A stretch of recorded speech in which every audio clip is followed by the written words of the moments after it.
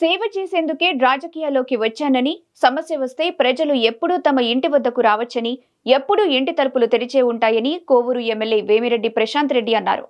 బుచ్చిరెడ్డిపాలెం మండలంలో వైసీపీని వీడి టీడీపీలో చేరిన వారికి వేమిరెడ్డి ప్రభాకర్ రెడ్డి ఆధ్వర్యంలో కండువాలు కప్పి పార్టీలోకి ఆహ్వానించారు.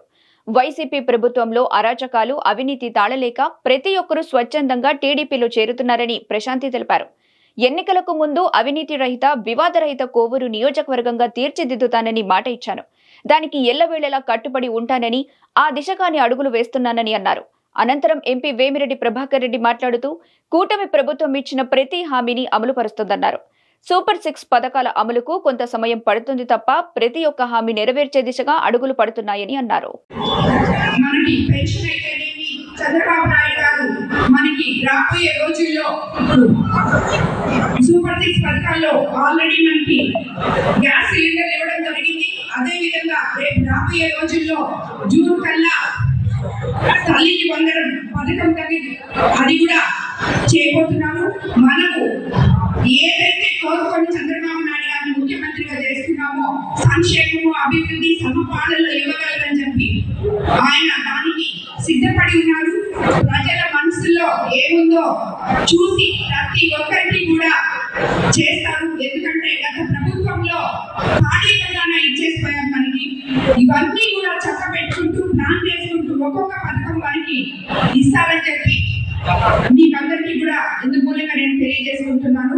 మరోసారి మీకు చెప్తున్నాను, మీరు ఒక్కటే గుర్తుపెట్టుకోండి, మా ఎమ్మెల్యే ఎవరు ఎన్ని మాట్లాడినా ప్రజలకి సేవ చేయడానికి వచ్చింది అనేది ఒక్కటే మీ మైండ్ లో పెట్టుకోండి. ఎవ్వరు మాట్లాడినా మీరు పట్టించుకోవాల్సిన అవసరం లేదు. మా నాయకులు వచ్చి నాకు చెప్తుంటారు, అమ్మ ఇట్లా ఇట్లా అని చెప్పి నేను అది ఒకటే చెప్పాను, అన్న నేను ప్రజలకి సేవ చేయడానికి వచ్చాను, ప్రజల కోసమే వచ్చాను. కాబట్టి మీకు ఏదైనా పని ఉందా నేరుగా వచ్చి పని చేయించుకోండి. ఎవ్వరు కూడా ఇబ్బందులు పడద్దు.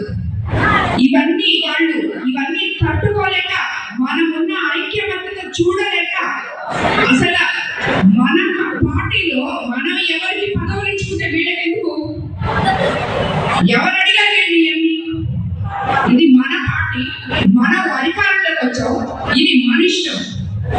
సో వైఎస్ఆర్సీపీ వాళ్ళు మనకి నీతులు చెప్పాల్సిన అవసరం లేదు. వాళ్ళ పని వాళ్ళు చూసుకుంటే చాలు. కాబట్టి మీ అందరూ కూడా మీకందరికీ నేను ఒకటే చెప్తున్నాను, ఇప్పుడు చేరిన కార్యకర్తలు కానీ నాయకులు కానీ, నేను అందరూ రాజకీయ నాయకులు లాగా ఉపన్యాసాలు ఇవ్వలేను, మీకు అర్థమయ్యేటట్టు చెప్పగలను. మీరందరూ ఆల్రెడీ ఉన్న వాళ్ళతో కలిసిపోయి మీ ప్రాంతాన్ని అభివృద్ధి చేసుకోండి. మీకు ఏ పనులు కావాలో అవి జరిపించుకోండి.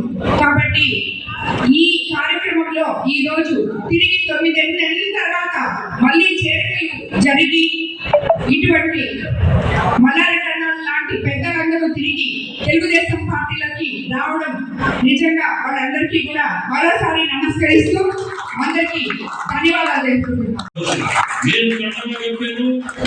ఖచ్చితంగా ప్రతి ఒక్కరికి కూడా ఒకటే చెప్పేది, నా చేస్తూ ఏది చేసినా ప్రతి ఒక్కరికి మంచి వస్తుంది. మీ అందరినీ కూడా ధన్యవాదాలు. మీ అందరు రావడం, అన్నోళ్ళు కూడా అందరికి చేరిన వాళ్ళందరికీ కూడా ధన్యవాదాలు చెప్తున్నాను.